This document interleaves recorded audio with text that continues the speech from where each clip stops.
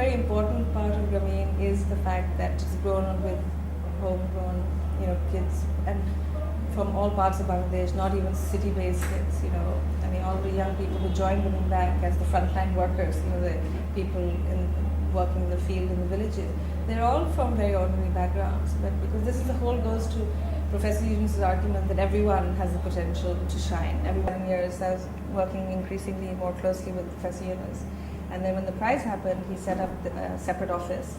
Something quite infectious about Grameen's, its success, and the fact that not only in Bangladesh but in other countries, I mean, this is addressing something very fundamental that's lacking in every society. I mean, financial access to finances, affordable finance for the poor. It's something that cuts across, all over the world. So, so wherever we've set up these programs, they're working well with some very minor adaptation or modifications, And some of the small projects that Grameen Trust supported, I mean, they were just tiny projects, have now become full-fledged banks in Nepal, in the Philippines, and other countries. As they're now self-sustaining all over the world, there's something that's very exciting about that, and the fact that this is a model that is that works